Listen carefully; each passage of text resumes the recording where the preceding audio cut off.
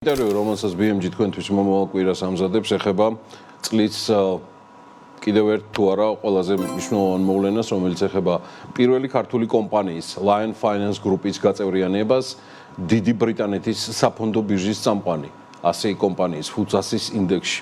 მოახერხეთ და ჩავწერეთ ამ თემაზე ინტერვიუ Lion Finance Group-ის ხელმძღვანელთან, არჩილ გაჩეჯილაძესთან და მოკლე ამონ არის ახლა გთავაზობთ ვრცლად და სრულად მომავალ კვირაში.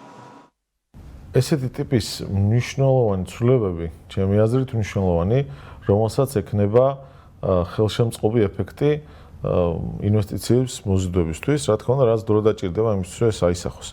მაგრამ ხაზი რო გავუსვათ კონკრეტულად რას გულისხმობთ.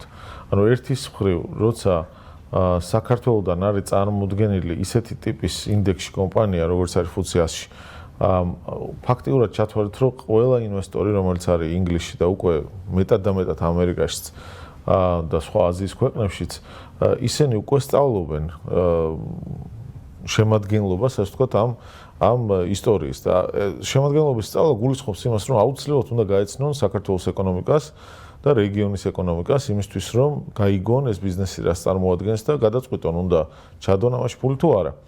შესაბამისად ეს ნიშნავს, რომ ძალიან ბევრი ინვესტორი, რომელიც იგნორირებას უკეთებდა ამ რეგიონს, ვინაიდან არც ესე დიდი რეგიონი ვარ მსოფლიო ეკონომიკურ რუკაზე, ფაქტიურად თითქმის იძულებული იქნება, რომ აქტიურად გააწყვეტოს, ან უნდა იყიდოს, ან არ უნდა იყიდოს. იმიტომ რომ მათი აქტიების მართვის კომპანიების მმართველობის ეფექტურობა ფასდება იმითი, თუ როგორ შედეგს დადებენ ისინი FTSE 100-თან მიმართებაში.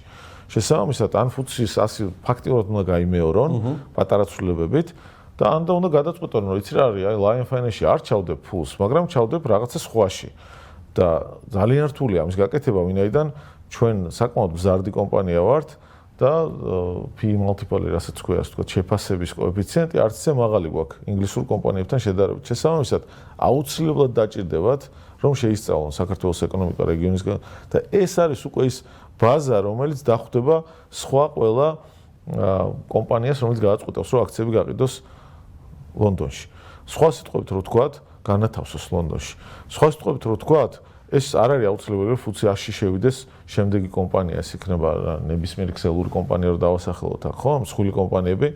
მათ რომ გადაწყვეტონ, რომ აქციები განათავსონ ლონდონის ბირჟაზე, წარმოიდგინეთ, რომ აქამდე პირობითად თუ იყო 30 ინვესტორი, რომელთანაც უნდა დაეკაკუნებინათ კარზე და შესულიყვნენ და მოეყოლათ რა არის საქართველოს და მათ ეცოდინებოდათ საქართველოს, ვინაიდან რამდენი კომპანია რეგიონიდან არის წარმოდგენილი და ისინი არიან უკვე ინვესტორები. ხვალდაზეგ უკვე ეს იქნება არა 30, არამედ იქნება 100, 200 ფონდი, რომელიც უკვე ნამეცადინები იქნება ბჭყალებში, რო ვთქვათ, ქართულ ეკონომიკასთან დაკავშირებით და შესაბამისად ეს ქმნის შესაძლებლობას ქართული კომპანიებისთვის, რომ დამატებით კაპიტალი მოიზიდონ, ანდაც ლიკვიდურობა მიიღონ საკუთარ კაპიტალთან მიმართებაში, რომელიც ექნება აქვთ დააბანდებული კომპანიებში.